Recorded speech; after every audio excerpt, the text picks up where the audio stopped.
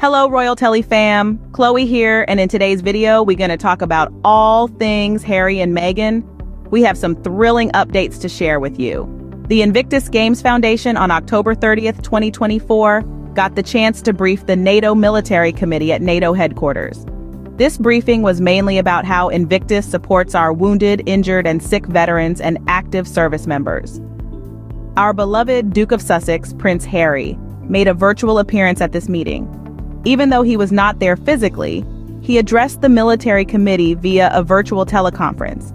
Dressed to impress, he wore a button-down shirt, a suit jacket, and a tie. What intrigued us all was the red poppy brooch he wore in honor of Remembrance Day. Since 1921, the red poppy has been symbolic of the military members who have made the ultimate sacrifice in war. Accompanying him in spirit at this meeting was a delegation attending in person. The delegation comprised of Dominic Reed, the chief executive of Invictus, Lord Allen, the chancellor of the board of trustees, and Richard Smith, the deputy chief executive officer. They, as a team, briefed the military committee on the extent and development of the Invictus program and how it is expanding the scope of its mission. The primary aim of Invictus is to help the brave service members in their recovery and rehabilitation. The Invictus Games Foundation is striving to create a global community where the process of rehabilitation and recovery are better understood and facilitated. The Invictus Games, which occur in different host cities every 2 years, serves as a prime way to achieve this. Besides the Games, the Foundation aims to build a network of global veterans and promote advocacy of Invictus. This meeting marked a significant milestone for the Invictus Games Foundation in their mission to assist wounded, injured, and sick service members and veterans. Invictus, a Latin term meaning unconquered, embodies the spirit of resilience and determination that our service members and veterans exhibit every day. The Invictus Games Foundation, initiated by the Duke of Sussex, has been instrumental in empowering these unconquerable souls through sport and adventure, aiding their recovery and rehabilitation. The core purpose of Invictus is to support the recovery and rehabilitation of wounded, injured, and sick, or WIS service members. But it's not just about the physical recovery, it's about the mental and emotional journey as well. Invictus understands that, and it's why they're working tirelessly to expand the scope of their mission. Their focus is on establishing a global community where rehabilitation and recovery are better enabled and understood. This is primarily through the delivery of the Invictus Games, which takes place in different host cities every 2 years around the globe. But it doesn't stop there.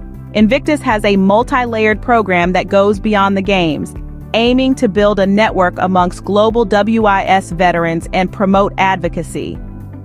When the delegation from the Invictus Games Foundation briefed the NATO Military Committee, they were able to explore how allied nations can build or develop relationships with the Invictus Games.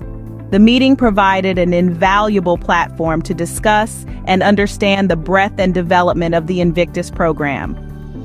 Admiral Bauer, representing the NATO Military Committee, emphasized the importance of protecting our wounded servicemen and women, veterans, and their families. He acknowledged the invaluable support and hope the Invictus Games Foundation provides. He noted, "I believe the work of the Invictus Games Foundation to be very important, and it strikes at the heart of our shared values as military personnel. This shows that the Invictus Games Foundation's reach extends far beyond the games themselves. It's about changing and sometimes even saving the lives of both the wounded soldiers and their families." The Invictus Games Foundation, through its various programs, is making a significant impact on the lives of wounded, injured, and sick veterans. And for that, we are profoundly grateful. The impact of the Invictus Games Foundation goes far beyond the games themselves. When we consider the Invictus Games, we see more than just an international sporting event. We see an initiative that provides a lifeline to wounded, injured, and sick service members and veterans, offering them not only support and rehabilitation through sport and adventure, but also a global community that understands their unique struggles. The Invictus Games Foundation, through its multi-layered program, builds a network amongst these brave individuals, promoting advocacy and understanding.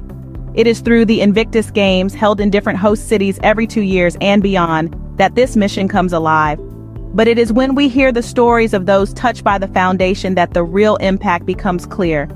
These unconquerable souls, to borrow a term from the foundation's namesake poem, are given a renewed sense of purpose and hope. Their lives are changed, sometimes even saved, by the work of the foundation. And it's not just the service members and veterans themselves who benefit. The ripple effect extends to their families, who are provided a level of support that is invaluable. This was a point emphasized by Admiral Bauer during the briefing with the Invictus Games Foundation. He highlighted the importance of protecting these brave individuals and their families, recognizing the hope that the foundation provides. In his words, the work of the Invictus Games Foundation is very important, and it strikes at the heart of our shared values as military personnel. The Foundation's work is a rallying cry for all allied nations to establish or develop a relationship with the Invictus Games. It's a call for us all to better enable and understand the process of rehabilitation and recovery. And it's a reminder of the power of sport and adventure in supporting the recovery of wounded, injured, and sick service members.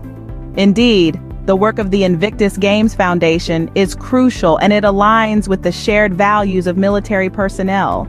It's about more than just games. It's about community, understanding, and ultimately, the unconquerable human spirit. Our very own Duke of Sussex, Prince Harry, made a virtual appearance at this important meeting. His presence, even in a digital form, emanated his passion and commitment to the cause. He exemplified professionalism, dressed in a crisp button-down shirt, a suit jacket, and a tie. However, let's take a moment to appreciate the red poppy brooch that stole the show. This poppy brooch, a symbol of Remembrance Day, serves as a poignant reminder of the end of World War I. Since 1921, poppies have been used to commemorate the brave military members who have laid down their lives in war. By wearing this brooch, Prince Harry not only honors the fallen but also underlines his dedication to those who continue to bear the physical and emotional scars of service. As he addressed the military committee, his words echoed the spirit of the Invictus Games Foundation. The Duke expressed the importance of the organization's work in supporting wounded, injured, and sick service members and veterans. The Invictus Games Foundation, through its various programs and the biennial Invictus Games, is creating a global community where rehabilitation and recovery are not only possible, but are also better understood. Prince Harry's virtual appearance at the NATO Military Committee meeting served as an opportunity for the committee to explore and learn. It provided a platform for discussing how allied nations can establish or develop relationships with the Invictus Games for the benefit of their wounded servicemen and women. Admiral Bauer, emphasizing the importance of protecting allied wounded servicemen, women, veterans, and their families, highlighted the invaluable support and hope the Invictus Games Foundation provides. He stated, "I believe the work of the Invictus Games Foundation to be very important, and it strikes at the heart of our shared values as military personnel." With his virtual presence, Prince Harry continues to show his unwavering support for the cause. His commitment to the Invictus Games Foundation and the invaluable work they do to support wounded, injured, and sick service members and veterans is truly inspiring. This meeting has been a significant milestone for the Invictus Games Foundation.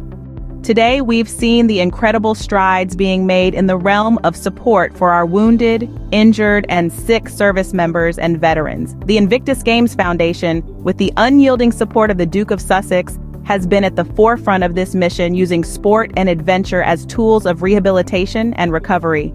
We've heard the Duke's powerful words delivered virtually at the NATO Military Committee. His dedication and passion for the cause are undeniable.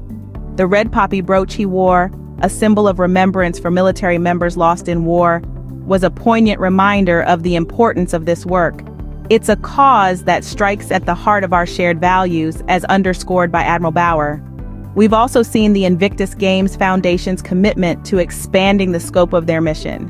They are not only hosting the Invictus Games in different host cities every 2 years, but also building a multi-layered program that extends beyond the games themselves.